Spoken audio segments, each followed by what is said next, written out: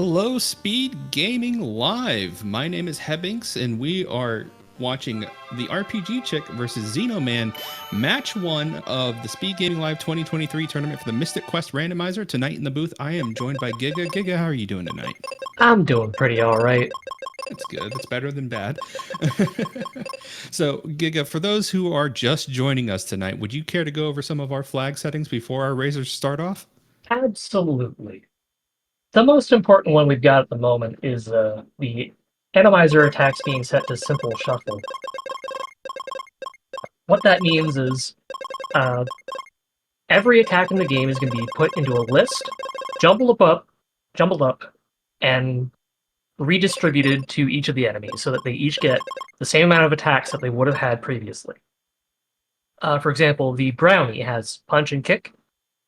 It will get 2 random attacks from the list. We don't know what attacks it'll be, but we've got standard logic, we've got original chests being included, the NPCs and battlefields are being prioritized, so they will get important items before any of the original chests. We've got the Skycoin mode, or Go mode, set to save the crystals, meaning our players will need to defeat each of the 4 fiends. That's Pazuzu, Flamerous Rex, the Ice Golem, and the Dual-Head Hydra before they get the Sky Coin. And they need the Sky Coin to open the path to the Dark King, the final boss. Indeed. And with the logic being set to friendly, or standard at least, branching paths and divergence is probably going to be pretty common for this entire tournament. Seen some matches already with that happening, so this match probably will be no different. It'll be up to our racers to kind of pick the best path and follow their intuition logically to go ahead and get to the king first. Our enemies have a possibility of being a lot weaker than they normally are. 50% on the low end, 125% on the high end for stats. Our bosses, however, go ahead. I was going to say, and our bosses are set to vanilla strength and stronger.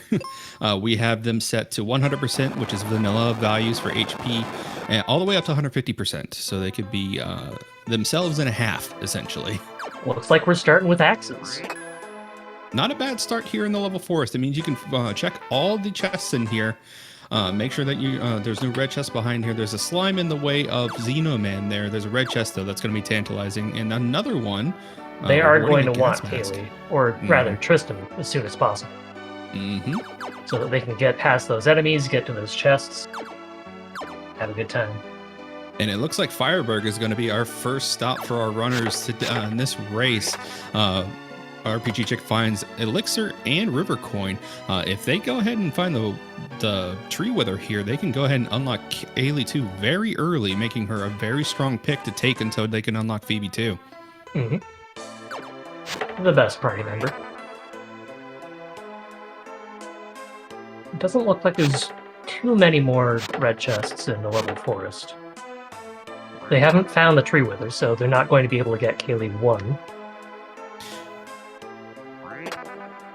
An arrow being in that chest that was blocked by a slime earlier. There's a item battlefield off to the right here. Probably the one with the Minotaur in it, or Zombie Minotaur, that is? Yes, Zombie Minotaur, Lizards, or Double Worms. Or sorry, Zombie Minotaur plus Lizard would be the formations they'd find in that battlefield. The strongest battlefield in Forest, giving the most experience, but in the grand scheme of things, not very good for XP. RPG Chick dips down to trees. Ooh, getting hit by a Psy Shield. That is a Pazuzu attack that's been shuffled into the Randomizer. These trees are no longer friendly, and I would not want to fight them again. I don't think these trees were ever friendly. No. And Sky Attack. We have Pazuzu trees, y'all. We have the worst trees. They gotta leave. The forest is truly tainted. That battlefield's cursed. We're probably not going to visit it again. Goodbye. We'll get experience somewhere else. See you later. And it is just an experience battlefield. You can tell which battlefield has which prizes in it by its color. Gray battlefields have experience, green ones have money, and the blue ones have items. Yeah, Chad, let's go ahead and get our Forest is Haunted memes out here. Load up your shotguns, grab your equipment. Forest is haunted. And It's looking like the other enemies are much less deadly. Yeah, Xenoman being thrown for a loop here by those Pazuzu attacks. I don't think he's seen the Randomizer be quite this mean before, shuffling in those powerful attacks. So getting used to what's going on right now. Yeah, trees are tired of taking things laying down and are definitely in it to win it today. Worms are being a little more merciful to RPG-chick, though. This is definitely an enemy set that you don't want to leave your partner on auto for. Yeah, for sure. And, pointing out very early the knowledge check of when to leave your partner on auto and when to leave your partner on manual. If you leave Tristram on auto here, he's just going to keep picking up Ben's corpse instead of making progress and with narrowing out the pack. So, yeah. Chat pointing out I would definitely come back here with bombs or magic or something to equalize the field here and take out those trees, even if you want that experience. Honestly, though, once you get into Fireberg and you start picking up your better partners, it might be a better play to just move on and get better experience later on. RPG-chick getting Wakewater from that battlefield. As soon as our runners find the way to Aquaria, that's going to be open up north of Liber Temple and Spencer's Cave. They did both find Arrow in the level forest, so if Ben manages to live for a turn and cast Arrow, that's at least one clear for that battlefield. It's just a matter of Ben living. Ooh, Tristan getting confused and paralyzing himself. That's a new one. I don't think I've seen that happen before. The Shuriken do have both Paralyze and Poison on them. Indeed, and that would come in handy later. And speaking of explosives, our kitty cat finds some bombs, and in the hands of a feline, I just don't trust that combination. Cats and explosives don't mix, Chad. I don't know what you're talking about. Cats are amazing. That just spells out arson to me. Yeah, amazing. RPG-chick turning right around. Yeah, I would not venture with that. With how mean this forest has been, I would dip out and get a better partner and just come back in life wrecks. Not taking a gamble, really not having a lot of powerful tools in her gear set. She would have to go back to the dab bed to refill her magic slots, and at that point, that's a long trek. No seeds, low HP. Tristram 1 is just a handicap match you don't want to take. Better to come back after finding exit or getting the tree wither to get knockout Bone Dungeon and Kaylee all in one fell swoop. You'd only have about 2 charges of black magic at that point as well. Yeah, so 2 turns of decent damage followed up by another 2,000 HP to clear out with Tristram 1 and some bombs. Now, did Xenoman find his river coin? He did. He had to. It was the old man check in Level Forest. I don't know if he talked to the old man. Did he say the old man? I wasn't paying the most attention. We'll find out if he makes his way to Focus Tower. We'll mark it off then, chat. Kitty Cat Claw for sale in Fireberg for a hefty 500 GP. We'll see if RPG-chick gives into some extortionary practices here from our vendors. Claw is important for checks, not only for dungeon exploration, but just overall, getting where you need to in towns as well. It is good to note, though, that we do not have progressive weapons on. Indeed. So, go ahead. It does not matter what order we get the claws in. That will always be Cat Claw at the Fireberg vendor there. Indeed. If it was progressive weapons, then RPG-chick would need to pick that up. We haven't even talked about Go Mode yet. So for Go Mode, our runners are going to need at least any sword, any axe, the Dragon Claw specifically, Mega Grenades. They're also going to need Thunder Rock, Captain's Cap, Mobius Crest, and some way to get to Windia, whether that be a combination of Multi-Key and Mobius Crest or the Sun Coin. And of course, the Sky Coin will be dropped from our last major boss. That is also part of Go Mode. RPG-chick trimming some hedgehogs here with Ruben. Probably feeling nice now that we're away from evil trees. It is a money battlefield. So she will be getting that Fireberg vendor very soon. Yeah, Cat Claw is going to be needed to not only check that one chest down in the bottom right of Fireberg. I didn't get a chance to see if that was a brown or red chest, but it'll also let her go into mines. It'll also let her check the life section of the dungeon of Lava Dome. And if she finds Aquaria access, it'll let her finish out Wintry Cave and Ice Pyramid.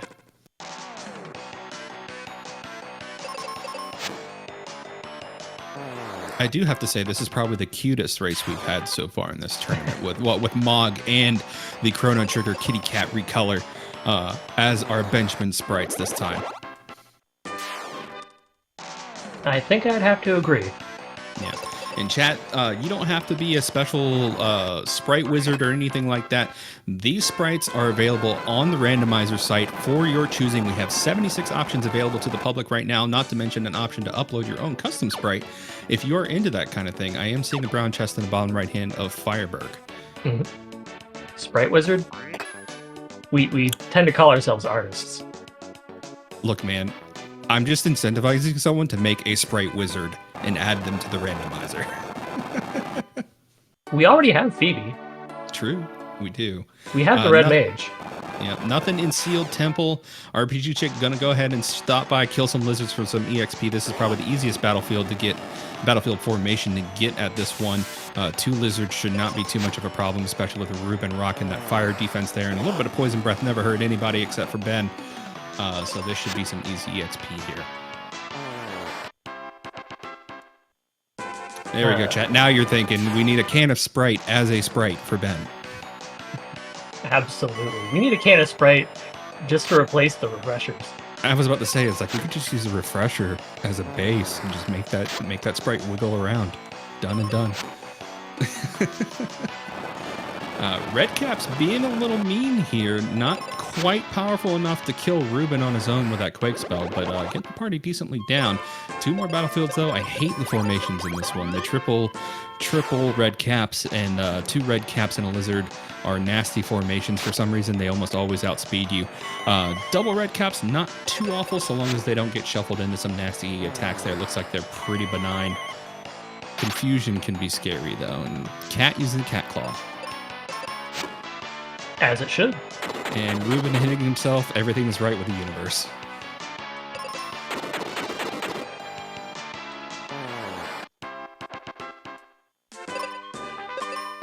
Probably going to go up to the mine right after the battlefield. I'd imagine so. Now, at this level, Jin can still one-shot Ben with a fire attack. Maybe 2 more levels will put the RPG Chick in that nice zone of being able to survive any attack that Jin throws out and being able to triage Ruben, though I haven't seen any white spells picked up so far. We have Heal. That does not restore HP. It doesn't. Despite the name, Heal is a spell that it removes all of your status effects, or if you cast it on an opponent, it inflicts all of the status effects in the game. Indeed. Not a lot of uses on boss. There's only a couple niche examples of that working out. The Thunder Rock is a huge pickup for RPG Chick here.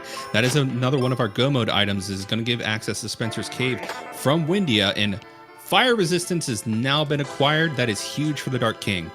For anybody just joining us not familiar with the randomizer, all of the major glitches have been patched out, which means you cannot cure Underflow Dark King and kill him with Cure. That is no longer a viable option. You have to fight him the normal way. You also cannot do Zero Bomb glitch, and you cannot underflow your items to get infinite seeds. All those have been patched out. Minor glitches are still available. You can duplicate seeds one at a time by going to use them with Ben and then running from the encounter. But anything major has been patched out by Wild Ham just to make things a little more interesting and make Dark King, a part of the game. Yeah, he needs to be challenging every once in a while. I'm not familiar with the Zero Bomb glitch. Would you mind explaining that one? I'm not super familiar with it myself. I only know that basically what it does is you can manipulate the values of mega grenades to give yourself 0 bombs, but also still be able to use bombs. And basically Ben will punch, which is the mega grenade throwing animation, and explodable blocks will just vanish. They'll just disappear. No animation lock. They're gone. I've only seen it a couple times. It is used in the current speed run for any percent. I believe. I really do have to take that on at some point. But meanwhile, back to our runner, Xenoman dipping back into Bone Dungeon here with Ruben now. Going to be able to instant life Skullrus Rex if he chooses to do so. Meanwhile, RPG Chick dipping up into Volcano, getting rewarded with a Venus Shield. Not the Aegis Shield, but still a great pickup. Going to give her immunity to paralysis there before heading... probably back to Bone Dungeon. Probably back to Bone Dungeon. Ooh, Sand Coin. Yep, That'll give us Xenoman. access to Aquaria and the rest of the water continent. Mm-hmm. And since they have the Wake Water, or it's not on the track. Oh, yeah, it is. My bad. Since Xenoman has the Wake Water, and I'm paying attention, Xenoman will be able to open up the northern half of Aquaria, where on top of some of the hills there would normally be a bunch of ice. You can get into the third floor of the Focus Tower, go find what's on the bottom of the second floor, and be able to get to the Venus Key chest, which he can't currently open because he doesn't have the Venus Key. Indeed, and he is missing Cat Claw still, though, so he won't be able to fully explore Winter Cave if there's anything good hiding in there. Opting to just beat up this skeleton with Ruben's Morningstar, going to cost him a little bit of time here. I did see Rex actually holding on to 2 red chests. That is the first time I've seen this skeleton this entire tournament have something worth a darn behind him. Usually it's just 4 brown boxes for me. And down goes Rex. What was that, 2-3 turn fight? About 3 turns, yeah. Yeah. RPG Chick has the opportunity to catch up here and make this a 1-turn fight. Get in, get out, get what she needs. I don't think there was anything else major picked up along the route. Everything else was brown boxes for the Seed chest and the Quake chest coming up here. Mega Grenades behind Skullrus Rex, though. That is another Go Mode items our runners will need. And the Steel Sword. Oh, yeah. So with that, they'll have... everything they need to basically explore the world and the dungeons except for the Dragon Claw. So Mount Gale, Giant Tree, and Pazuzu's Tower is still off the table, but they'll be able to go through almost every other obstacle they need to fully explore. Looking like RPG Chick is also choosing not to use the life spell. Yep, instead, using some magic here is going to get more consistent damage out. This is going to be a 2-turn fight instead of a 3-turn fight from her. Down goes Skullrus Rex, not slow at all. A little bit faster than Xenoman, going to get her to catch up here. Xenoman, while he is physically ahead of her getting back out of the dungeon, he still has to find that claw. That's going to be a huge progression gate for him if he does not find it before going to Aquaria. However, he could look into Dragon Claw or Charm Claw. So those could be options as well.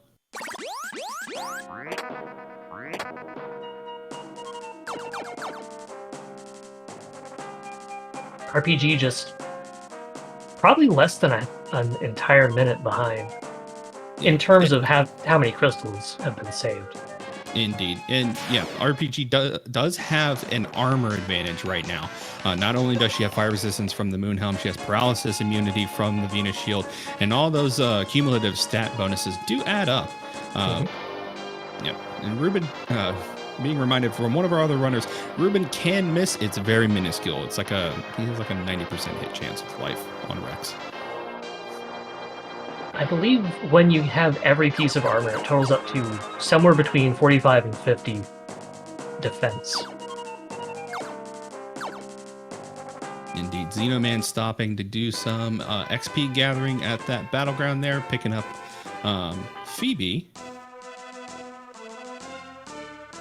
And probably making his way to the Winter Cave now. Yep. We should probably explain NPCs and giving items to you. Indeed, since it looks like we're going to be stopping on the battleground to pick up an item really quick.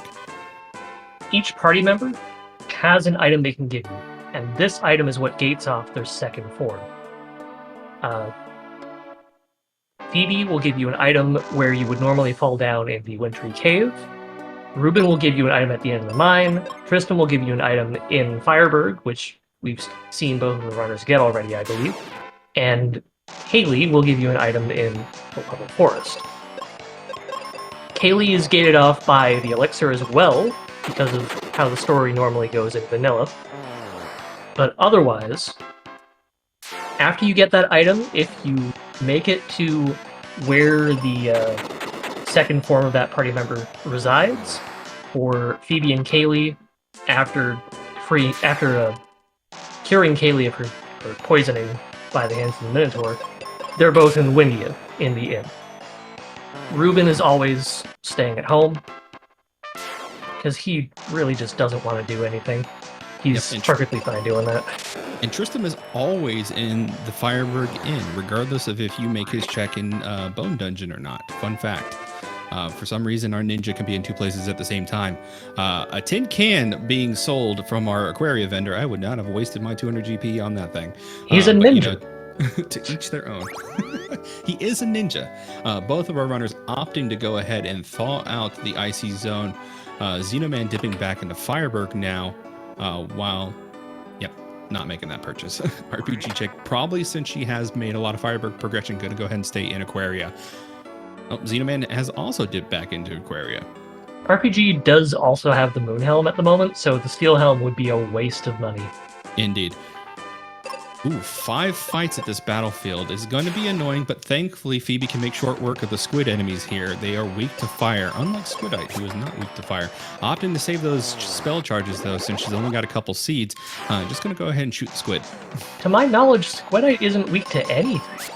I don't think so, but Flare does a hefty amount of damage to him anyways, so I just make calamari of him. Flare does a hefty amount of damage to everything that isn't resistant to fire. And we got a great question from our chat here. What do the colors of the battlefields mean? So in the randomizer, you have the option to shuffle your battlefield rewards. Since that would be annoying as heck to check since they're all green in the vanilla game, Wildham has opted to color code them for us. Blue battlefields will reward items, gray battlefields will reward experience, and green battlefields will reward money. We're actually currently working on a colorblind friendly version of these indicators.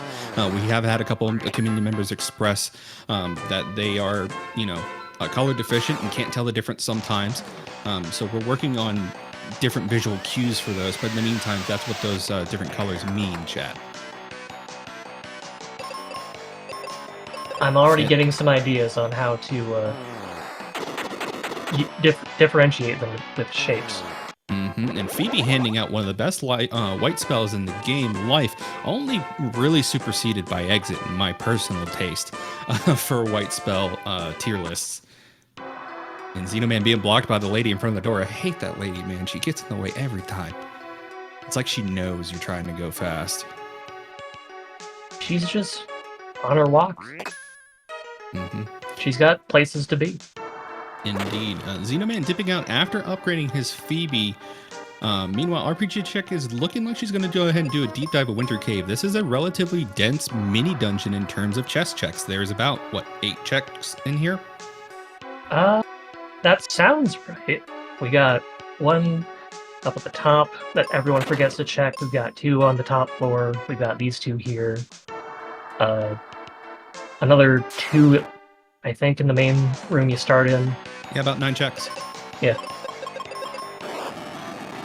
So that's nothing to sneeze at when you've shuffled up your key items among the brown boxes. Meanwhile, Xenoman dipped back to Fireberg. Looks like he was trying to plot out his next course of action here and decided to opt to go back to Aquaria. And Mr. Krabs looks like he's on the menu. We've already seen quite a few red chests and brown boxes. Not too many of them are going to be in there. They're not prioritized. Indeed.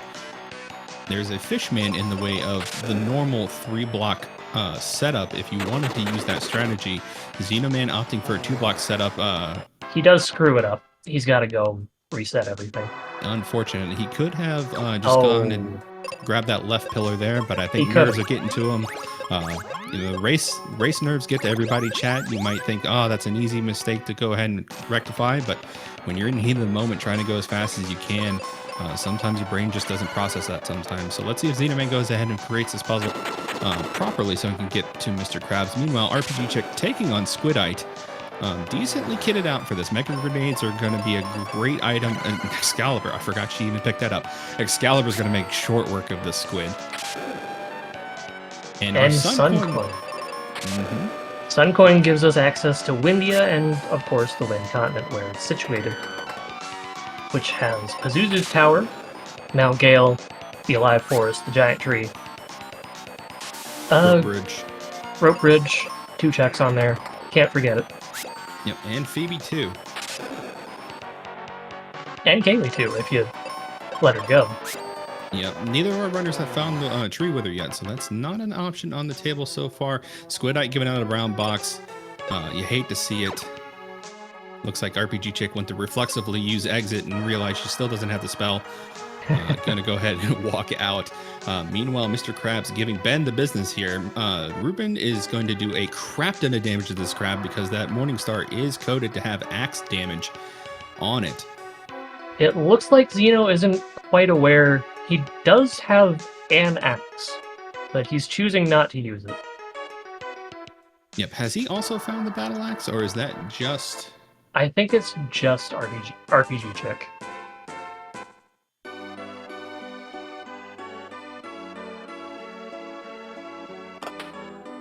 I forget where it was, honestly. Xeno's deciding, screw this, I'm gonna go directly to Windia. I want Phoebe too.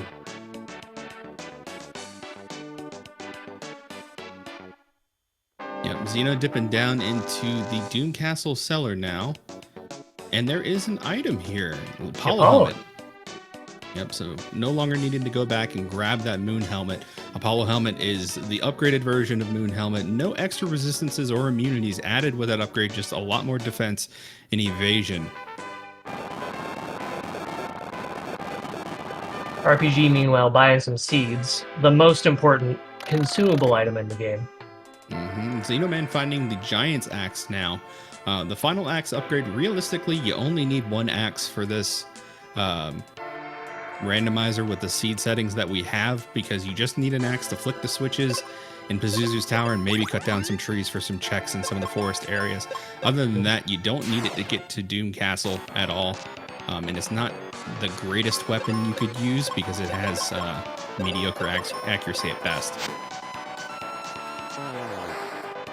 Not only that, the axe weapons are slightly worse than the swords in terms of straight, unresisted, or unweak damage output. Unweak. It's not a word. Our second wizard spell looks like it's Thunder, the worst one you could possibly get, but a wizard spell is a wizard spell is a wizard spell. Xenoman moving on to Windia proper. A lot of good checks here. There's Otto's attic, the vendor, Grandma and Grandpa's basement, and 2 checks in the second floor Windia Inn. Xenoman finding Dragonclaw, though. Otto hoarding that. Looks like he was going to hold it ransom for us freeing Norma. Unfortunately, that's not going to happen. And Flare being sold by the vendor. That is a great spell pickup. The best spell pickup. 1,800 base damage, I believe. Indeed, and if Dark King rolls a little bit low on his resistances, Ben can do up to like 2,000 something damage per attack. Basically evening out him and Phoebe. Phoebe will always do no spell damage, but it's great to do more big numbers. RPG Chick coasting to a close here on Jin, making good use of that meteor spell. Meanwhile, Xenoman picks up Phoebe and Gaia armor. He's almost kitted out. Our runners just need to find Cupid Locket and Aegis Shield to have a pretty eventless Dark King outside of just raw damage.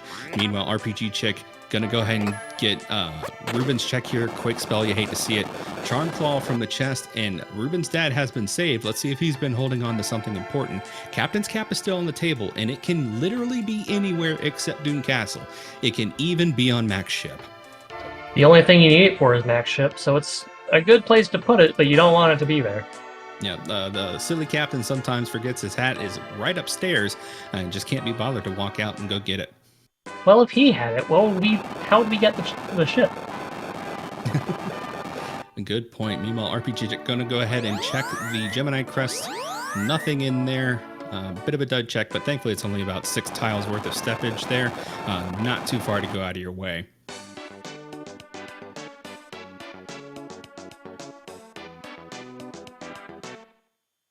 RPG choosing, let's get Ruben too. He does have the white spell. Indeed. And nobody likes Tristan too. No. Not at all. You might as well pick up Ruben too if you're going to go ahead and check Aaron. She might go ahead and dive Lava Dome with Ruben. An interesting choice. He won't be doing as much damage as Phoebe would be doing if she were to go grab her after getting the Sun Coin. However, Ruben 2 still has White available and Fire resistance, so the Fire Breath will not be a problem, at least for Ruben. It'll be less of a problem. Mm-hmm. Fire Breath does still do a lot of damage, at least 300 damage. Yeah, but with Ruben's level being so low, that's a lot of damage. I mean, not Ruben. With Ben's level being so low, that's a lot of damage for him. Right. RPG Chick fading giant crab still will not be able to get her Sun Coin unless she dips in there. Probably going to save that for after Ice Pyramid, though. I guess it depends on where we find the Mobius Crest. And the multi-key. If she finds the Mobius Crest multi-key combo later after doing Ice Pyramid and Lava Dome, she won't need to go into Giant Crab at all. Go ahead and save herself some time.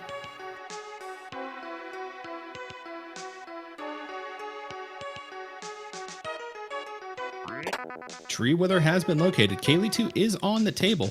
If our runners get exit, that is going to be a very fast pickup. Not to mention getting 2 good checks out of the way. Kaylee's been known to hold on to some end-game items that our runners need. Not exclusive to her dad's hat. So RPG Chick making use of some peak strats here, basically avoiding the entire left side of Ice Pyramid, opted to go the main route and just peek the chests that would be on the left-hand side, saving a lot of time and exploration. If there are any chests on the left-hand side that she peeks, she can go ahead and clear Ice Golem and then double back later and grab those chests on the way out. But if there's nothing there, she saves a ton of time.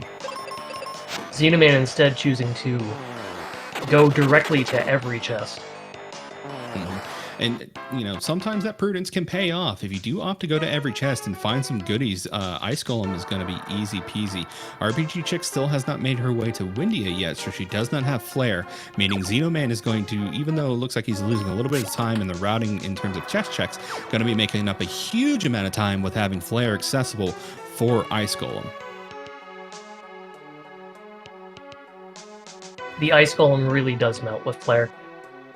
I think I've only seen him take at most 2 turns when anyone has Flare. Yeah, 3 at the worst. And RPG Chick picking up Cupid Locket and Multi-Key. 1/2 of her Windia access should she fade Giant Crab here. That is going to be huge for her. And that Cupid Locket, also a very, very good piece of equipment. Definitely. It's only 6 points of defense, but every accessory does have that additional 5 points of magic. And the Cupid Locket does resist some very important status effects. Yeah, one of those being Confusion, which will make Silver Webs pretty trivial for Ben to block. Phoebe does not have Confusion resistance, so if she gets hit by a Silver Web, she has a chance to just go ahead and cast White on the party and kill you both in 1 turn. It is very, very scary. What is it you always say about Phoebe? She is the most dangerous enemy in the game. A confused Phoebe is. Xenoman now not too far behind RPG Chick here. Also going to go ahead and get his Cupid Locket and a multi-key. And moving right along. Both of these runners will probably make short work of Ice Golem here. RPG Chick going to go ahead and use those tap strats. For those who are not aware, a speed hack has been applied to the randomizer. Ben moves at double his normal speed from the vanilla game. Those coming from vanilla to the randomizers might be thrown off. I've seen a couple very experienced speedrunners of the game get thrown off and accidentally fall off the ice bridge there in Pyramid just because they're not used to the speed yet. It is quite a bit to get adjusted to, but once you get adjusted to it, it's not so bad. Mm-hmm. So it's really not that big of a deal for anyone playing the game to take their time on these pans. RPG Chick utilizing some jump strats there. It's also a strategy I like myself to employ. Line up with that first gap, hold down the jump button until you get the Ice Golem, win. No chance of falling off. I do that myself. RPG Chick using bombs and White against the Ice Golem. Not a bad plan. It is going to be consistent damage. The Ice Golem is resistant to earth damage, so while Meteor does look enticing, not only is it a slower animation then Mega Grenades. It will only do about 100 or so more damage per cast. So Mega Grenade's a nice, safe, consistent strategy here. Ruben doing the heavy lifting in terms of damage.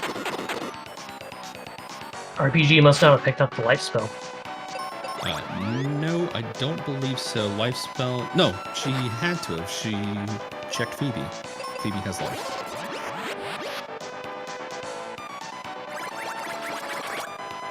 I guess she's just relying on Ben, though.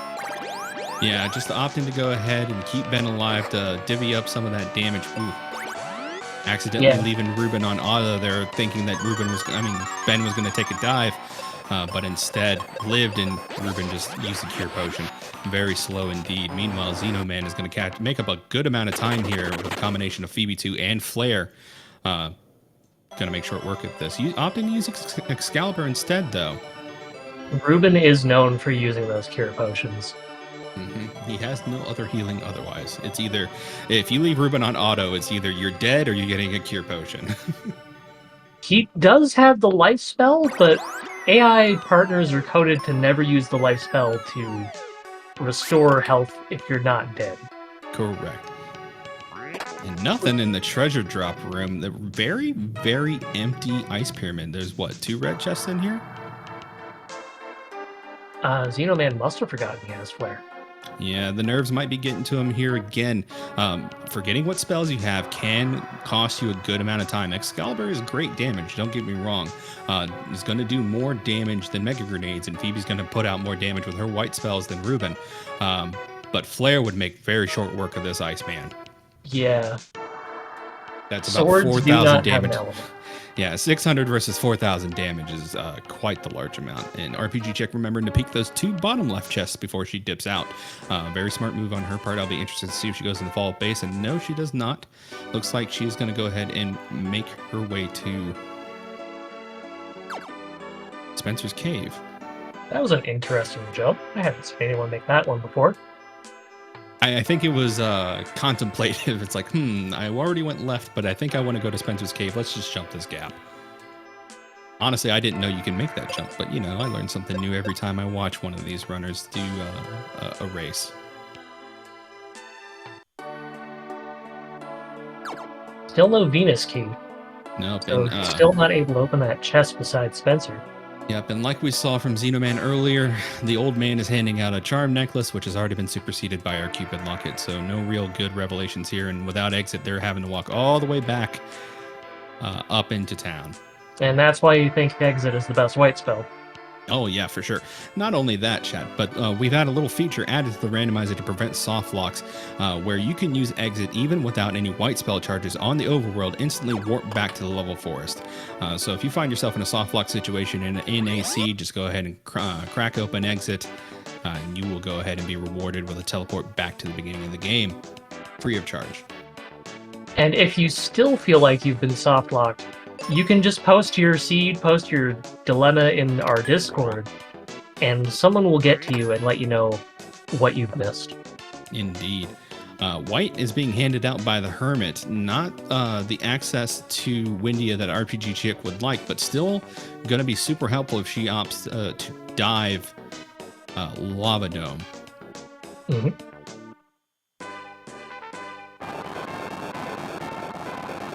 We have changed the text of some NPCs, particularly the story-related ones.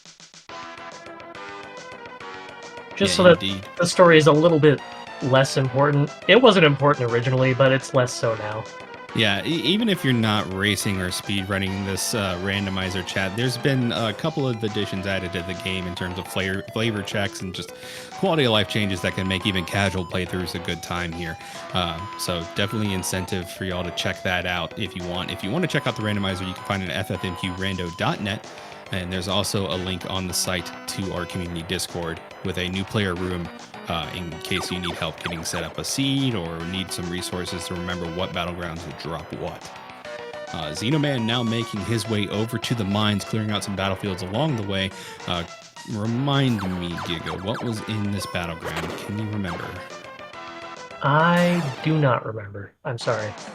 It's all good. I don't remember either. So we'll find out in a second here. Meanwhile, RPG Check making their way to the Moonhelm check. This does also have the option to be peaked as well, but if you got Mega Grenades, it's a little too intensive, too enticing to not go ahead and up there. Chat reminding us that Thunder Rock is the reward for this battleground, and it is going to be a key item for Go mode here, so very prudent on Xenoman's part to grab that item check. Without exit here, this is going to be a very annoying walk in Lava Dome. I really love hitting that switch, warping out, and then getting back to the beginning. Although not a terribly long walk if you need to make it. One thing I've always found a little bit unfortunate about Dragonclaw is that even if you're against a wall and you're not trying to have the claw extend as it's supposed to as a grappling hook, it'll always click against that wall and take you that 1 frame or so longer than it would have if you had a weaker claw. Yeah, my favorite is using it on bosses and getting that little click as well. Xenoman dipping into Jin fight now. Going to make short work of this Jin, save some time in the fight proper. Going to be able to save Ruben's data, though. Will have to make a double dip in here if he wants to get Ruben's item check out of the way.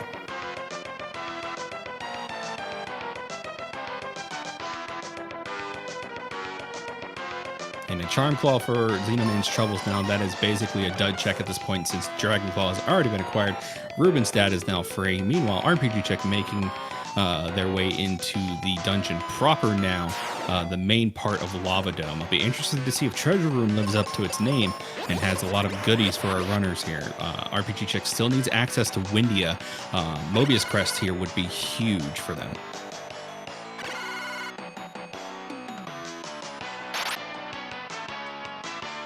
RPG Check keeping the Charm Claw for some reason. Oh no, sorry, RPG doesn't have the Dragon Claw yet. Yep, Dragon Claw. Yep, Dragon Claw is hanging out in Windia. Right. So, Charm Claw is still nice for damage, though. The Charm Claw and up will give you a +5 damage bonus to your intelligence. So spells are more powerful when you're holding the claw weapon. Right.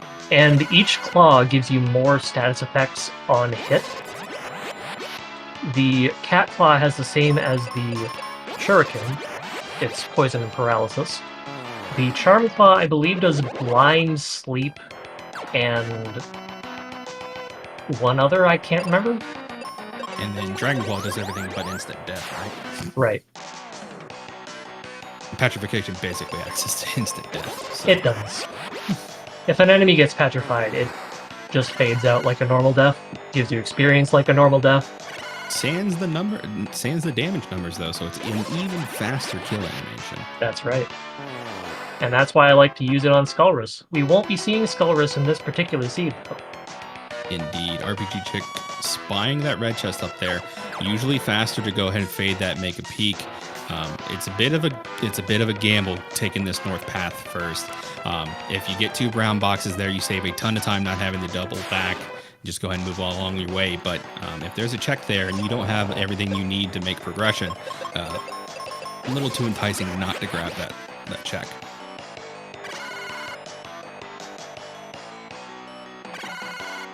Since it's important, you can't just leave one of those behind. It could be your captain's cap. It could be a go mode item. Indeed. Xenoman stopping at another battleground here to go ahead and catch up in levels. He is about a level behind RPG Chick, and that health variance could make a huge difference in Wyvern. Wyvern is not exactly known for its niceness. Cure Spell, very nice find. Gonna go ahead and give our runners the option to double heal the party if needed in a pinch. The life will usually have you covered 9 times out of 10. Because again, the life spell will heal you if you're still alive. It'll remove every status effect, including death. There's the captain's cap. That's a great find along the critical path for our runners. No needing to make side dungeon dives or anything. Just along the natural trail you would take to kill your boss that you need to kill anyways.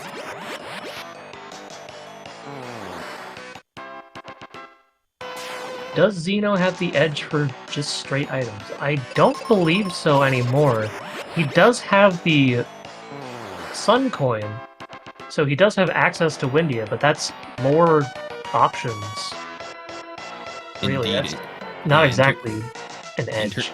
In terms of go mode, I could think of that as a slight edge, but Mobius Crest Discovery could make a huge difference for runners here.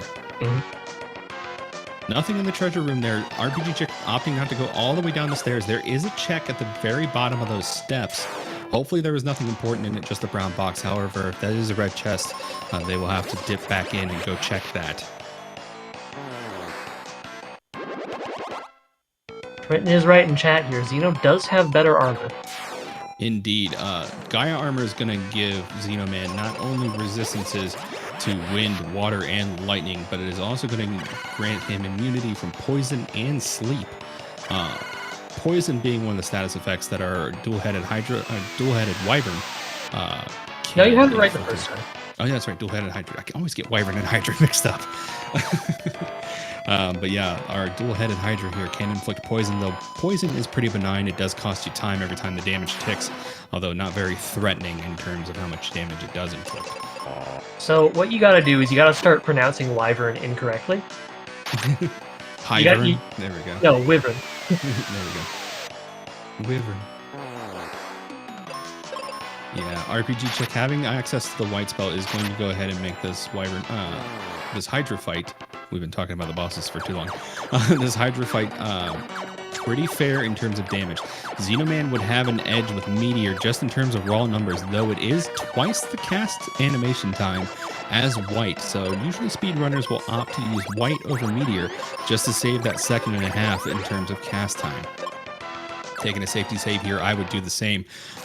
This fight is very mean sometimes. Especially with attack right now, isn't it? Yeah, RPGchick gonna go ahead and make use of damage strats, though. Go straight for Meteor. Just gonna go ahead and do the big damage. 1841, that's a very nice roll. Not a lot of spell resistance on Hydra's end. An important thing to note about most of the damage formulas that monsters use, it's one of the important variables in that is the monster's maximum HP divided by 8 if it's a regular monster, or 80 if it's a boss. Indeed. So if our bosses roll higher than normal, they'll be pumping out a little extra in terms of damage numbers. Fun fact, if we had refights enabled for this tournament, Stone Golem and Skullus Rex used to have that same damage formula as standard monsters, so they would crank out about 4,000 damage a hit. We have since patched that out. That's no longer a concern. Wild Hams work some magic to not only leave their weaknesses intact so they can still be exited and lifed respectively, but they now just do regular boss damage instead of, stupid amounts of damage. 10 times the amount they were supposed to. Well, basically, more like 5. Yeah, basically made exit a requirement if you had to do those refights. Ruben goes down, but RPGchick is still in a safe spot with full HP, though Petrification's still on the table, so there is something to be concerned about there. Thankfully, taking a lightning attack, still a good amount of damage, but not enough to put RPGchick down. Being able to get Ruben back up and back in the fight. Gonna go ahead and go. Safety strats here have Ruben heal. Petrification. I think what this race is going to come down to is how long it takes RPG to find the Sun Coin. Indeed. Depending on if they last check it or not, that could make a huge difference. Though I can't think of much more that's left on the table. There's Medusa, which I would take Crab over Medusa. Other than that, Firework's been basically cleared. Aquaria's been basically cleared. And since they can't get to Windia, unless they decide to go to Kaylee 1, that's the only other check I can think to do. Yeah, life can cure petrification. Life can cure fix any status ailment as long as you're in combat. If you use life outside of combat, it won't fix poison. But if you use it in combat, or blind. But if you use it in combat, it'll fix everything. It's literally like that meme for flex tape. You slap it on there, fix all your problems. We sawed a boat in half. Let's fix it with life. There was nothing behind the dual head Hydra. Yeah, we had a very mediocre Hydra, not doing a good job hoarding treasure. Had a brown box. RPG check opting to go ahead and make the Kaylee check. I think after Kaylee here, gonna go ahead and pick up Kaylee too, just to have that out of the way when they do eventually get their Windia access. I imagine Mr. Krabs is probably going to be on the table here soon, though. Meanwhile, Xenoman making his way to Hydra. This is still very close.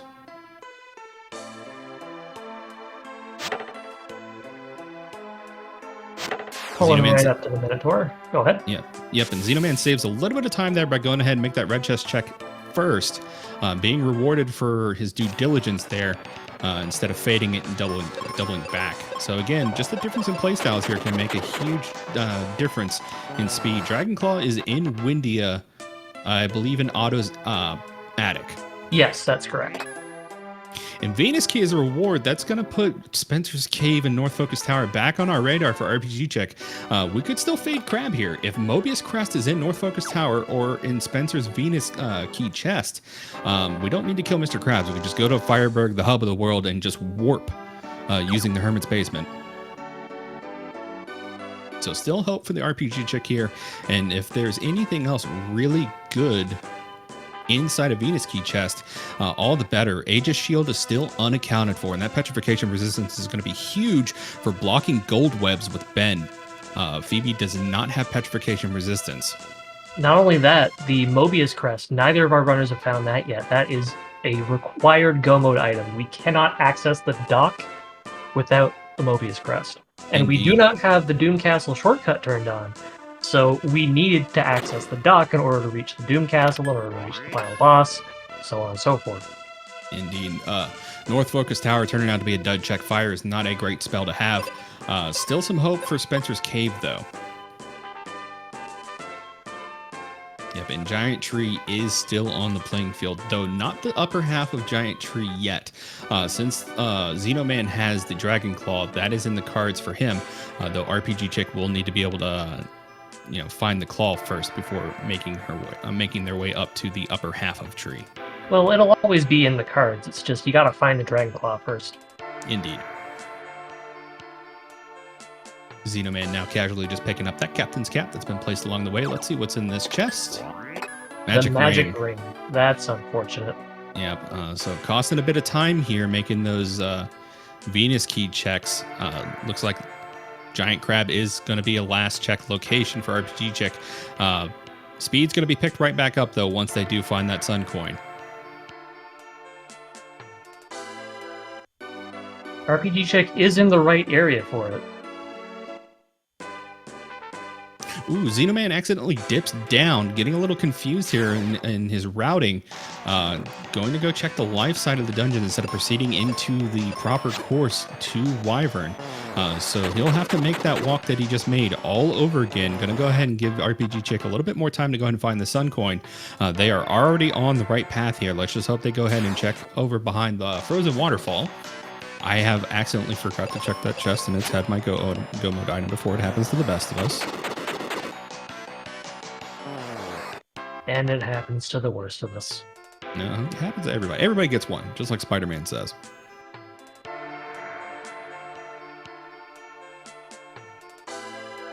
I gotta say, whoever made the Chrono Trigger cat sprite did a great job picking which sprites to use and what animation frames to use for, like, the push frames. I believe those were custom drawn. Ooh, very nice. And I believe the cat sprites are courtesy of Control-XZ. That sounds right to me. Mm-hmm. We'll find out in the credits, chat. If the credits roll, anytime you use a custom sprite, the spriter responsible for your sprite is mentioned in the credits. So if you're curious about which community member did sprite work, you can always wait till the end credits. Xenoman also fading that chest. It's killing me to know what was at the bottom of that staircase, man. You can't peek that chest any other way. You have to go ahead and... Well, you can peek it. You have to go really far. We did peek it. We did peek it. It's brown. Oh, okay, good. Good. I had not noticed the peak. So RPG Chick now sprinting to Windia. I'm going to go ahead and catch up a lot of time here. All of our usual suspects are going to be on the table. Probably going to stop by Rope Bridge, then hit up the Cage Temple. Going to go ahead and dip down here in the cellar since... nope, never mind. We do have axes. True. Giant's we're axe, yeah. Probably going to go through the Living Forest at some point. But, what was at the bottom of the cellar in Focus Tower? Bottom Was of it the a cellar. color helmet? I believe it was, yeah. Not too terrible of a fade for the RPG chick, since they do have the moon helmet. And gonna go ahead and check tree. Get it out of the way now. There are 4 chests inside the tree, and I believe 3-ish outside. Yes, and then your crest warps contain a combination of about 5. Exit being found in the Alive Forest. This is now a great play by the RPG chick. Going to make up a ton of time now. No Libra crest, unable to check that crest warp. The only one that the RPG chick has access to is the Gemini crest. Nothing in Giant Axe chest. Meanwhile, Xenoman starts his Wyvern fight. Again, same kind of limitations as Ruben. Does not have petrification resistance when they get to phase 2. It will be taking extra damage from Fire Breath.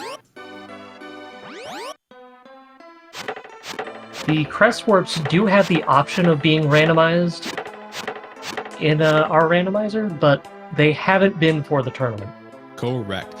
We do have a crest shuffle toggle, so if you don't like going where you would normally go in the vanilla game, you can just go ahead and change that around and change what crest is required to get to the dock, what crest takes you where. It's an interesting time. You can go from the Hermit's Basement to Aquaria if you wanted to with the crest shuffle on. I don't think we have the option to set things like a Plando. No, but, you know, it's a possibility. Yeah. Xenoman closing in on the 50% phase change here on Dual-Headed Hydra. This is where things are going to get a little shaky with Petrification being on the table. And with Phoebe down and that low HP, Xenoman is in some serious trouble here. There it is. Ooh. And there's the Petrification Breath. Nothing in the first check of Mount Gale. Not a bad check to make. It's a pretty quick walk to take a look at that, especially if you don't have Dragon's Claw yet. RPG Check is probably going to go ahead and check Otto's Attic here and get rewarded for that ingenuity. And we'll see what Kaylee 2 has.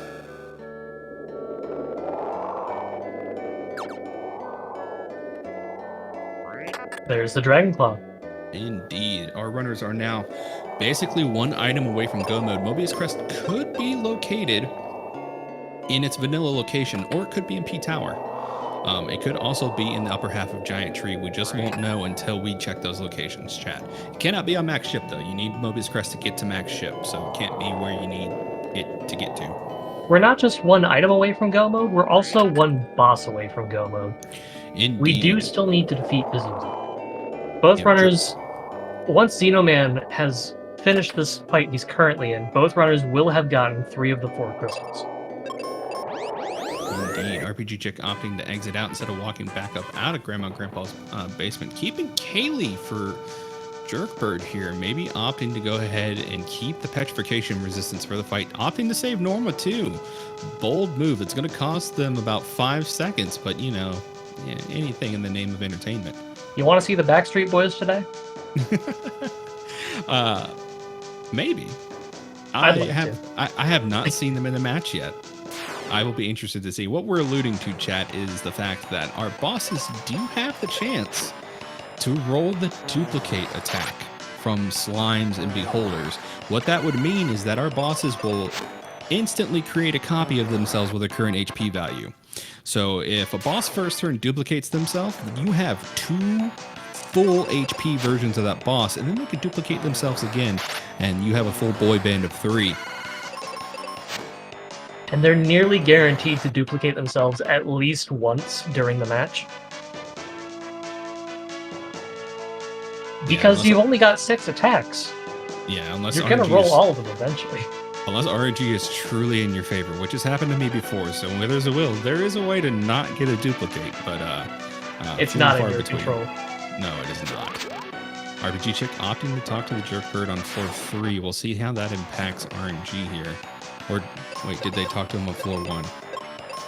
It was floor 3. Okay. We haven't patched that yet, have we?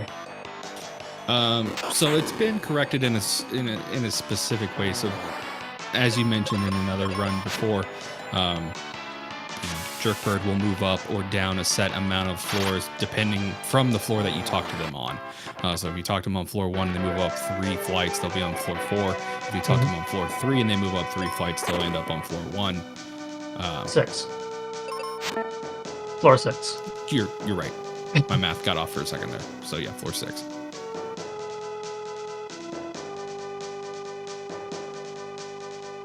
We have a no math emoticon being used. I don't have time to think about numbers. I'm trying to go fast, chat. Numbers just slow you down. We're just trying to talk. RPGchick making great use of Kaylee's spell set though here.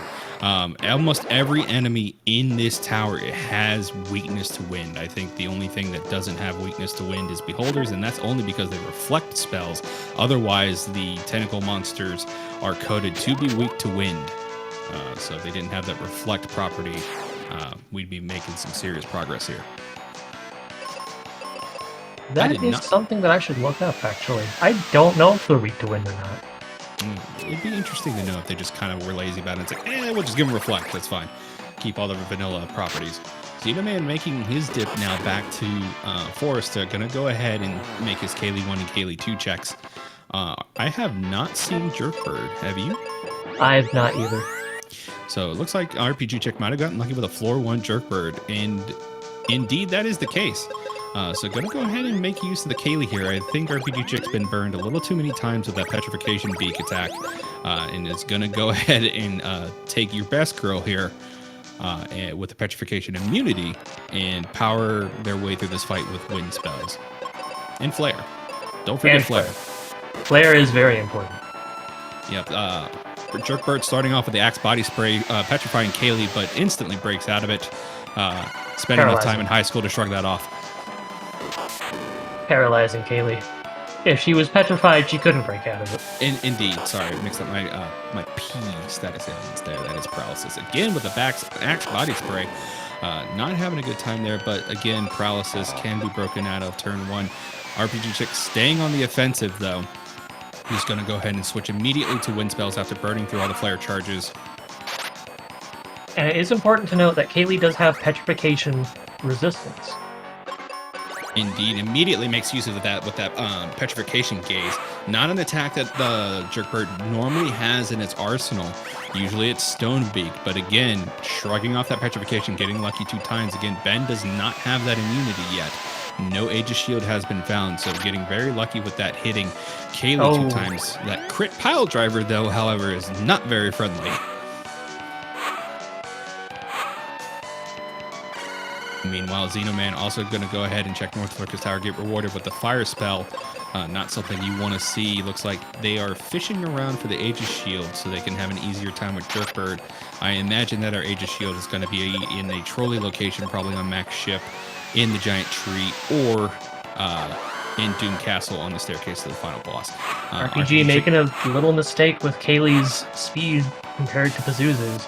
Yep, accidentally mistimed the attack. Thought Kaylee was going to be a little bit slower than Pazuzu there, and thought Psych Shield was going to break prior to the spell cast. Unfortunately, it does not happen that way.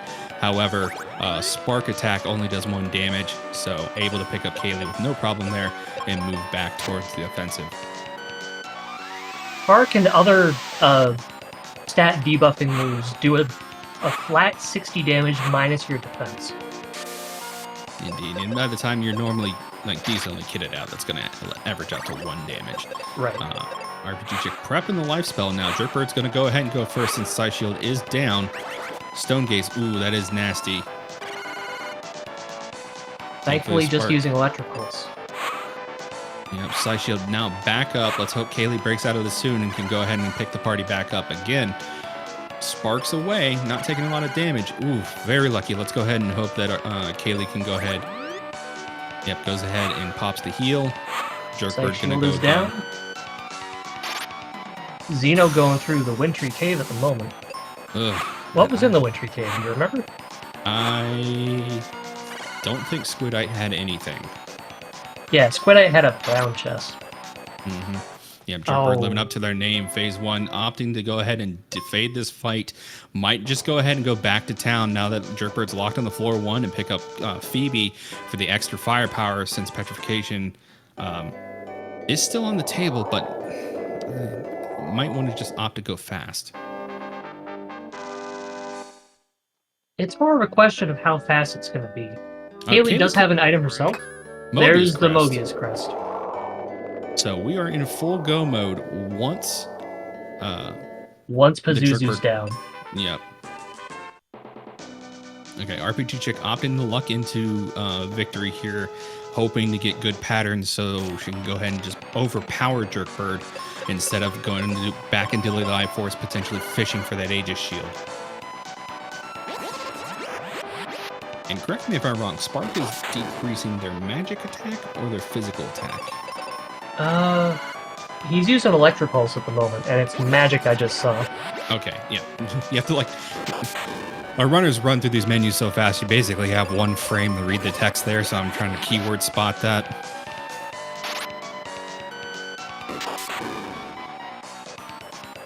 Yeah, remember when we had to do that for tracking? Mm-hmm. Yeah, not a great time. Thankfully, Wildham is programmed in that last key item acquired to go over the partner box, making things a lot nicer. Chat pointing out that Max Ship could also be containing the Aegis Shield. If this fight goes south a couple more times, might be a good spot to dive as well, getting that Petrification immunity. We would have to free Max Ship from Spencer's place first. We do have the Rainbow Bridge to do that, so it's not a problem, but it is a step in the chain.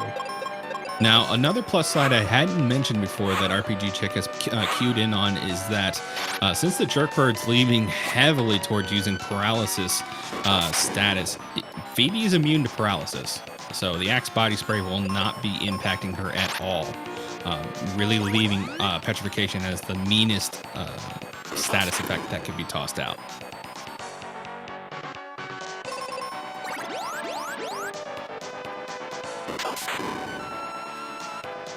Xenoman now building himself a Rainbow Road, going to go ahead and get some Mario Kart going on free and Max Ship, and is going to go ahead and pick up Phoebe, it looks like, and check Kaylee get rewarded with his Mobius Crest as well. I will be interested to see what's in the Mobius Crest chest, if it's a brown box or if it's a red chest. That's fine with me. You guys can have Phoebe. Pazuzu now in his second phase of 3. Yeah. And RPG Chick getting very lucky with the Axe Body Spray on Ben now, not needing to worry about taking any damage there to an instant KO. Xenoman opts to talk to Jerkbird on floor 1, so let's see with the math. He probably went up 2 floors, so it is... Oh. No, he didn't... So he went up 5 floors. Okay, then in that case, Xenoman will have a floor 6 Pazuzu. Or rather, 4? Yeah, it must be 4 floors. So we talked to Pazuzu originally on floor 3. He went to floor 1. That's down 2 floors, technically. Yeah, math still checks out. Pazuzu would be on floor 6 unless he doesn't count floor 7. He doesn't count floor 7. Okay, so in that case, he'll be on floor 5, which is honestly the worst. RPG Chick getting through the Jerkbird doesn't even give me enough time to put my stupid sexy bird emote in chat. I was too busy mathing elevators. Unfortunate. But RPG Chick has everything they need now for go mode, now getting access to their Sky Coin, and with the exit spell, we'll just go ahead and warp out of this tower, go get on Max Ship, and get on our merry way, unless Aegis Shield is important enough to be checked in Forest, but let's hope it's along the critical path. Xeno did just check floor 5. Apparently, floor 7 is counted in the calculations, and I was wrong just now. Oh, well, if that's the case, we could potentially see a floor 6 Jerkbird here. I think that will be the case. Opting to check Mobius Crest. It is like a 5-tile check. Nothing there of import, so we'll go ahead and leave. In chat reminding us that math is the great betrayer. Gonna go ahead and dip into Grandma and Grandpa's house here to go ahead and make our way to the dock. And fingers RPG crossed. firmly in the lead. Yeah. This is going to go ahead and solidify their lead. Now, Dark King will be the great equalizer here. But RPG is very experienced, not only with this randomizer, but with the speed run of this game, bringing a lot of experience to the table. Not a 4-6 Pazuzu. So again, like chat mentioned, Matt has not been in our favor tonight. I don't know where he is. Yep. Take your bets, chat. Where's he at? 4 through 2. You now have 3 or 2. You have a true 50-50, chat. Let me see those 3 or 2s in there. Let me know which floor you think the Jerkbird's on. We have a 2. We have a 2. That is a very mean floor for the Jerkbird to end up on, because you'll have to talk to him and force him to go up a floor. We have a 4. We already know he's not on 4. Jerkbird is going to go ahead and materialize on floor 4, making that person's guess correct. And yes, with two 2s in chat, we do see that Jerkbird is indeed living up to their namesake. Thankfully, you don't have to hit the switch here quite yet. Jerkbird only moves upwards. So now that Jerkbird's trapped on floor 3, xenoman just has to flip that switch to solidify that, to make sure that they don't move anymore and carry on to killing Jerkbird. Meanwhile, the RPG chick opted to leave the ship in lieu of getting a little bit more experience. Once they get level 20 before dipping into the final boss fight, I don't blame that at all. Level 20 would guarantee that they live through Spider Kids, in that they have 5 spell charges to maximize their seed uses. It's important to note that the Dark King's attacks do not depend on his stats. Not any of them. All flat damage. Correct. Also, the Cage Temple Mobius Crest is an option for an Aegis Shield location, although again, personally, I'm hoping it's along the way so our runners do not have to stress about gold webs. Gold webs being the attack Dark King uses to petrify the party. Indeed, and if it doesn't do petrification, it does a good 700 and something damage. It's not something you want to get hit by. We have a red chest in the ship. It's the Aegis Shield. Very nice pickup from the RPG chick. Gonna go ahead and now move on everything they need in place to take on the Dark King. Again, Apollo Helmet, while nice for the slightly increased defense and evasion, the only thing you really need, chat, is that fire resistance. Oh, Trim.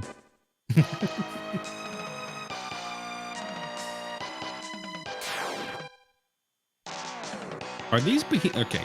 Question: are these Gorgons the same HP value as like one of the earlier fight Gorgons in the game, or do they actually have like decent stats? They are identical to the Gorgons in the Bone Dungeon.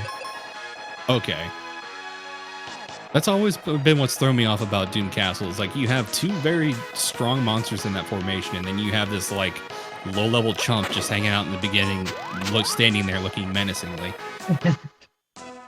The Minotaur zombies on this floor are also identical to the Minotaur zombies that you find in the Bone Dungeon. Right? It's so weird. Such a weird decision from the developers. Nothing along the staircase to the Dark King. The randomizer has been known to throw some good items on that staircase and some troll items. I've seen Tree Wither just hanging out there on that staircase. But of no consequence, RPG chick making a safety save here in case this fight goes south. Feels like they need to get a few more levels, but I have a feeling with their experience, this is going to be a 1 or 2 attempt fight. With the Tree Wither on the staircase to the Dark King, would I be the only person who would go back and get Kaylee? Probably.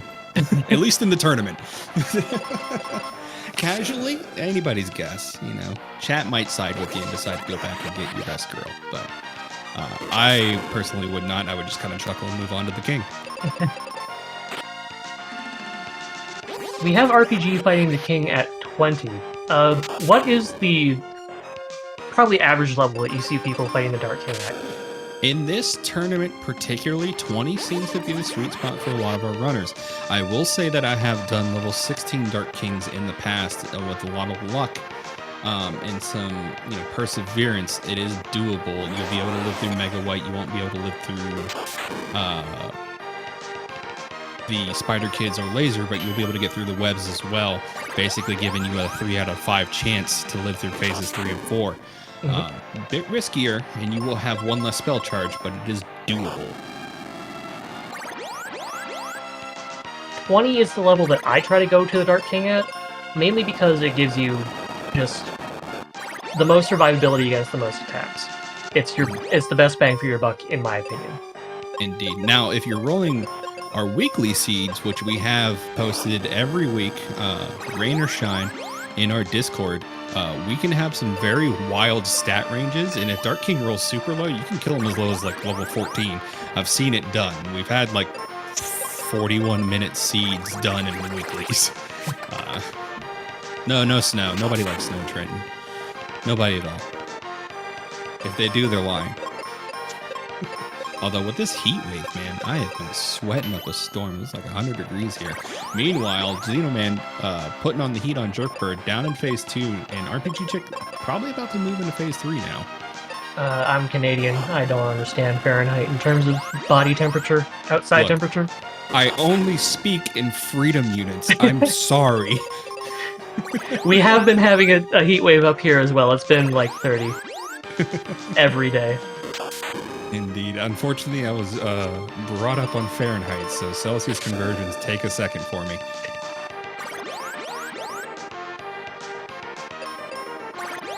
No, America's just boiling right now, chat. Don't ignore me. Like, everything's on fire. I'm doing my best to contain the flames while I'm bringing you this commentary tonight. We have a fire extinguisher at the ready. This is a rather thick phase 2, and it's going to go ahead and give us an opportunity to talk about how the stat rolls apply to our bosses. Now, when we say that there's a spread of 100 to 150, we don't just mean to the boss's overall HP. Each of the 4 phases, or 3 in Pazuzu's case, are rolled independently for those values of 1 through 50. So, like you just saw, Xenoman had a very, very skinny phase 3, fat phase 2. Same thing applies here with Dark King. Looks like we had an average phase 1 Dark King, but a very thick, about 150% phase 2. I'll be interested to see how phase 3 rolls here in phase 4. Does it affect the non-HP stats of the enemy as well? I don't believe so, but if it does, it's very minute, because I have seen some resistances shift for some of these bosses during the tournament. For instance, I've seen Dark King take varying damage values from Ben's Flare, averaging somewhere between mid-range 1800s all the way up to low 2000s. So we'll have to ask Wild Hand about that. So they might be impacted. I'm not. We're seeing 2,144 at the moment. From Phoebe, yeah. No, that's Flare. That's Ben. Oh, was that Flare? Yeah. I thought that was a Phoebe attack. Nope. We do have the Sky Coin on Xenoman's screen. Ooh, Phoebe getting hit with that confusion. Thankfully, attacking the boss. Again, the most dangerous enemy in this game is a confused Phoebe. rpgchick trying to play everything defensively. This is going to be a risky turn. Ooh, this is sketchy. But Phoebe breaks out of confusion. And Mega White. Oof. Mega White not going to kill. Yeah, that is a bullet dodge there, chat. Praise RNG. rpgchick pulled out of that one just by the skin of their teeth. 6 HP remaining. This is going to be recoverable. Yeah, rpgchick opted to go for Mr. President strats, as I affectionately call it, having Ben defend Phoebe while Phoebe performs some triage. Poison really isn't that big of a deal in this game. It's only a 20th of your max health at the end of every turn. Looks like we had a bit of a mismenu there. rpgchick accidentally opting to put Phoebe in defend mode instead of Ben, causing that gold web to pop on the Phoebe. But we're back on track now with a little bit of good luck. Gotta be feeling the pressure if they're mismenuing like this. And we're on the phase 4. We have seen wipes here before, chat, so go ahead and give us your best RNGs pleases. Throw your hype, anything you can to give good wishes to the rpgchick here. Not that I'm throwing any shade at Xenoman, but I hate to see anybody die to phase 4 of Dark King. It's so demoralizing. Now, it is also... Go ahead. It is also important to note that phase 4 does not have its own attacks coded in for it. Correct. It will use the attacks of whatever phase you were fighting previously. Yeah, so if you roll an extra low health Dark King and skip phase 3, you'll get phase 2 attacks on phase 4. Ooh, double gold web there. Thankfully, the Aegis Shield was found. This is very, very stressful probably for the rpgchick. It's so close. Pulling up quite well. And that's time for the RPG check. Pulling in a final time on racetime.gg of 1 hour, 16 minutes, and 49 seconds. So let me go ahead and see your GGs in chat. That is a great race from our runners. We'll see if Xenoman opts to complete the seed. He's going for it. He's still moving. Mm-hmm.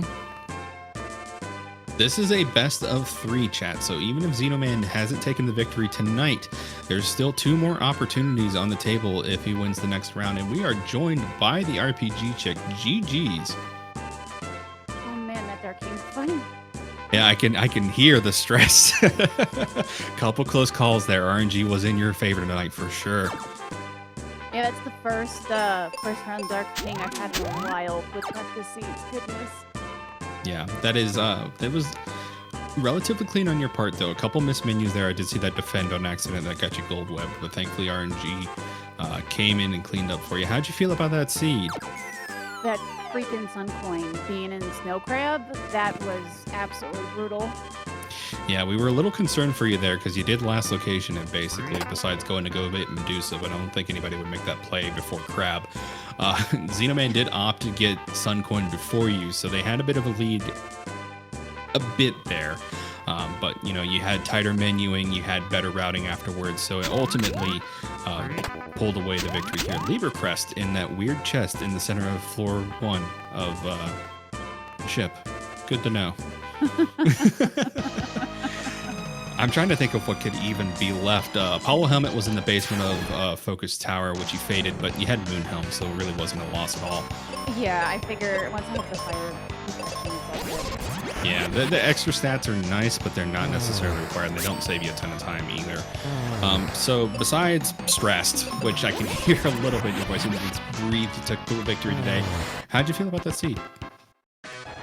Aside from going all over the place, because I usually don't do Snow Crab. Of course, when I do it, there's nothing there. When I don't do it, of course, there's something there. It's usual how it goes, right? Yeah. Were you shaken at all by the angry trees in the level in the Forester region? That was a fun psych shield attack. I was like, well, I'm out of here. I'm not gonna do this one. Yeah, those trees are not worth the experience, and especially if they're coming in triples at you like that. That forest is haunted. We'll burn it to the ground. We'll come back to it later. But, you know, I think overall, you know, from what we saw in the commentators booth, making a lot of good decisions, making great use of your navigation of Ice Pyramid, using some, you know, peak strats that I don't think I personally have been using. I think I'll start adapting moving forward. How recently have you been doing those? Is that something you've always been doing, or is that something you picked up during the tournament? That's something I started doing when I started doing seeds for this stuff. As fast as possible, because it's usually somewhere mid-game that I end up in the pyramid with these particular flags. Yeah, I will say that because of the routing decisions, you opted to take Pyramid before finding Flare. Xenoman had Flare, although opted not to use it. I think Nerves got the better of him. But overall, you know... To be fair, though, I mean, Ruben with the white spell was pretty great. Oh, yeah. No, for sure. Our boy Ruben is a great backup plan. And, you know, I think, honestly, you made the better decision to pick up... I mean, well, you were gated into it, but having Ruben 2 for the Wyvern fight... not Wyvern, Hydra fight... did you a little bit more justice than taking in Phoebe. You know, having that fire resistance on your partner there. Though not doing as much damage, the defense was great. Yeah, it makes... I mean, look, I love Phoebe, but the dual head, oh man, I love having Ruben 2 for that fight. For sure. I'm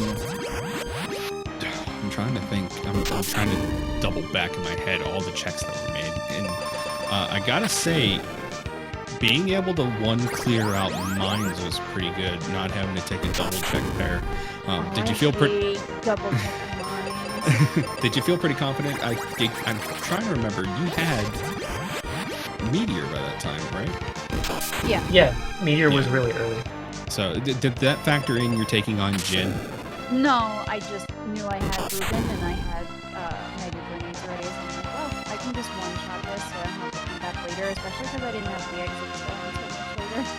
Fair. Yeah, no, exit was in a weird spot. It was In the forest, yeah. yeah, in the forest, which I don't think Xenoman even dipped into.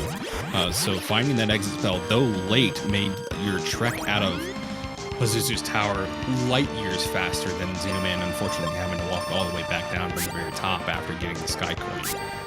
What made you decide to check forest? Was it just, you know, fishing for the Aegis shield, or was there something else you were looking for? I mean, at that point, I was still missing Mobius Crest also, so figure, you know, the bottom of the forest was usually a fairly quick check, even without the exit spell, and the bottom crystal is free, so I do that quite often.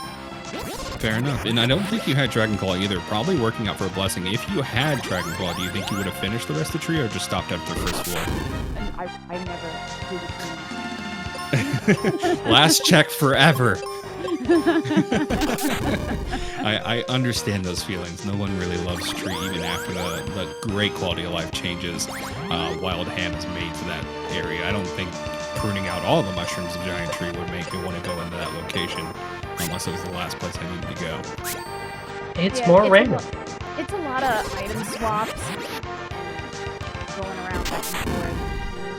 It's just a bit of that, for sure. Yeah, it does have a lot of chests per capita, though. I think it's pretty up there in terms of how many chests that location has, weirdly enough. I mean, I would definitely do the tree over the mountain. So. Oh, true, yeah. I did see you make that Mount Gale check. You know, just go ahead and knocking that out of the way. I don't think Dullahan would have been in the cards for you either, even if you had Dragon Claw. Am I right in saying that? Oh, yeah, no. But I have found Dragon Claw there in the past, so sometimes it's sneaky like that. Yeah, I mean, taking that first chest really doesn't cost you a lot of time anyways. And by then I had the exit stuff. Indeed. Xenoman getting close to time here. Moving on to phase 4. A little bit shaky in the HP values.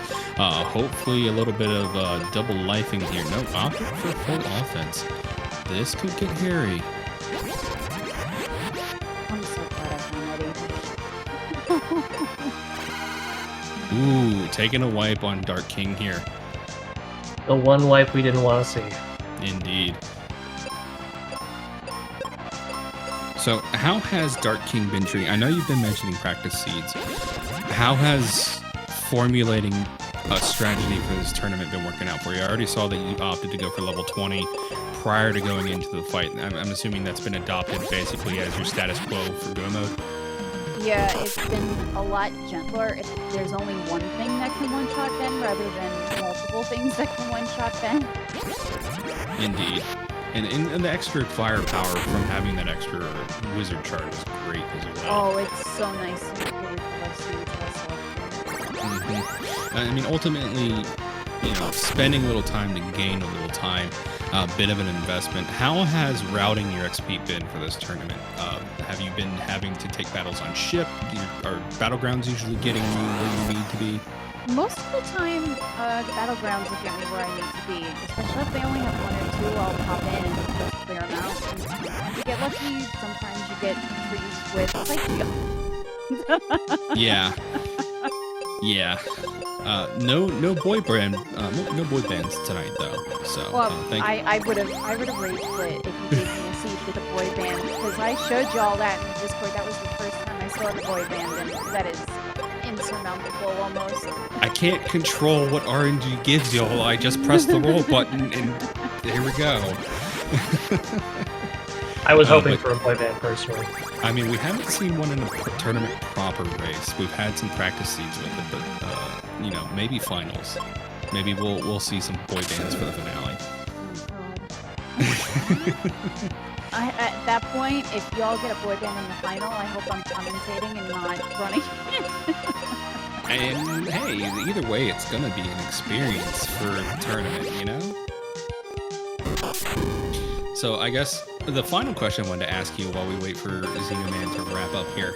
I noticed that a lot of our runners have not been using life to kill Rex on the refight. Is that just a muscle memory thing, or are you just not taking the chance with life potentially missing? Or what's the strategy? Well, not the refight, but on the fight proper. When you make you revisit with a powerful. I thought that only worked with Pvs. No, you could do it with any partner besides Tristan 1 and Kaylee 1. Oh. Like Ruben can life the boss to death. I legit thought that was restricted to Pvs, so that's fine. Oh no, yeah, no. Next time you got your boy Ruben 1, take a visit back, get some revenge. It depends on the boss's internal level value. Yeah, so usually Rex rolls what, level 8? I have no idea. It must be at least level 7 if Tristan can't do it. But yeah, I've just been noticing that, and all these little fun facts will come out. I'm imagining a really interesting round 2 from everybody peeking on their competition here. I saw Coughlin hanging out in our chat. I wonder if he's still hanging out. You know, and it's been nice seeing everybody kind of peeking in on the competition, throwing out their support there. I think overall, at the end of the day, I want this to be a fun tournament. Whether I win or lose is not a factor to me, being a tournament organizer. I mean, I shared a whole bunch of secrets with Fred, and Fred has shared a whole bunch with me, so, you know, we're always friendly competition here. Exactly, yeah, and I don't want anybody, you know, taking this too seriously. And you know, ultimately, and then I think everybody's been holding that spirit in, so that's been really good to see. I think chat's been having a great time watching these races. A lot of interaction from y'all. I do appreciate the love, and, you know, some shout outs to you definitely thrown during the chat. I think your community came out in spades, and I was glad to see them come out and enjoy themselves watching the race. Well, that's always nice. My community is. Oh man, you never like to see the snowman, but that pushes Dark King in the phase too. Xenoman's so close again, but with Phoebe being confused, it scares the heck out of me. Sometimes you get really lucky and she comes out of it really fast, and then other times she wipes the party. Or shoots Ben in the face. Either way, it's not a good time.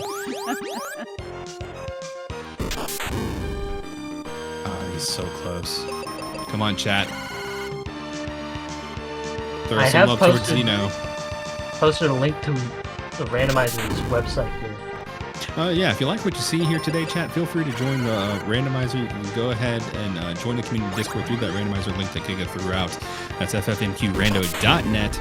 And you can go ahead and get started on generating your own seeds. And that is time for Xenoman, ultimately coming in at a race time GG time of 1 hour, 29 minutes, and 28 seconds. So let's go ahead and see those GGs for Xenoman in the chat. We'll see if we can get him in here for a post-game interview.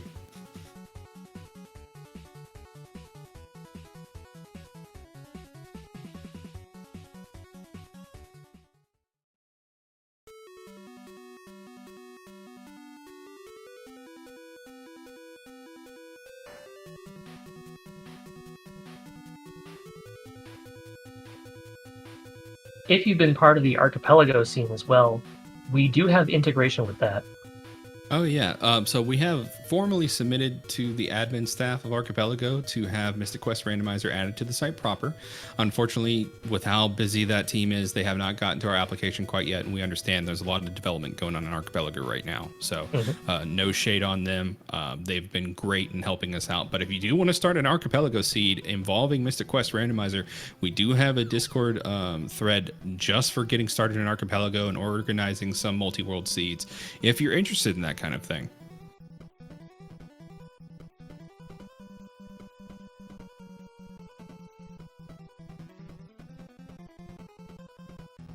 We did get a note from Trenton earlier that the cat sprite from Chrono Trigger was assembled by Dark Moon. And we'll see in the credits pretty soon that I made this particular version of the Moogle sprite. That sprite makes me happy. I'm surprised we don't have more pet or animal sprites, to be honest. I'm waiting to see a doggo sprite, and, you know, a mouse sprite, a bird sprite, and, you know, the world's going to be our oyster here. I don't think 76 is going to be our upper limit by any stretch of the imagination. Probably going to hit triple digits. Trying to think of which games had dogs in them in the SNES era. Chat, go ahead and let us know. Are there any of your best SNES dog voice. I think, didn't Ness have a dog in Earthbound? Yeah, but Yes. he's a little bit too big. True, we do have some limitations in terms of the sprites we can put in this game. The specific dog I'm thinking of has like blondish fur and floppy ears. Let's see, now you got me curious. All right, I do If- not believe Xenoman is going to go ahead and hop in the booth for us for a interview, and that's perfectly okay. Might be a little late for him. So I want to go ahead and turn it back to the RPG chick. Is there anything that you are looking to do a little bit differently moving into match 2? Probably not in the end at the end of the day, unless I feel like places like Waterfall or Worth, I'm probably still not going to dip into them right away. Yeah, not a very dense location. I completely understand why you last checked it. I mean, there's only 2 chests there. Crab is annoying to get through, to say the least, and that's your other check. So, Although watching Phoebe just slam into it with the giant axe, that was kind of nice. yeah, no, cracking open some crack legs with the axe is always great. So yeah, I think we're gonna go ahead and wrap it up here. RPG Chick, any final thoughts for the chat? Any shout outs you'd like to throw? So we do have our second match tomorrow at 3 p.m. Eastern time. So if you want to see us head-to-head again, we'll be there at that point. But thank you to the both of you for tracking and for commentating. And of course, this tournament has been awesome, and I look forward to much more of it. Y'all are super duper cool. Oh, thank you very much. Let's Also thank wanna- Trenton too. He was the one on tracking. Oh, Yeah, well, thank you, Trenton. and Trenton coming in being the real MVP, so we don't have to split our attention 6 different ways. Giga, any final words for our lovely chat here before we call it a night? I don't think so. I've probably said everything I think I need to say. Perfect. Well, as always, chat, without you, none of this would be possible. So thank you, everybody, for showing up, enjoying the match. Thanks again to our competitors, RPG Chick and Xenoman. Without our runners, we wouldn't have a tournament. And thank you again to my lovely co-commentator, Giga. Always a pleasure to have you on the mic with me when I'm doing commentary. Shout outs to Trenton, again, being our extra eyes, so I don't have to look in 6 different places at the same time. And final shout outs to my co-organizer, Chanigan, for the tournament. And Wild Ham for creating the randomizer. Like you said, RPG Chick is going to be taking on their next match tomorrow. And again, at what time? 3 p.m. Eastern time. So 3 p.m. East Coast time. So if you want to catch that match, go ahead and check out the Speedgaming live schedule. Once they go ahead and get that scheduled, check it out on the Speedgaming channel. If they're unable to fit us in due to scheduling constraints, check out the Final Fantasy Randomizer Twitch channels. They've been so generous in hosting us over there as well when we have to do some overflow restreaming of matches.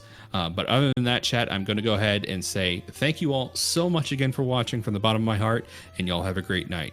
Take it easy.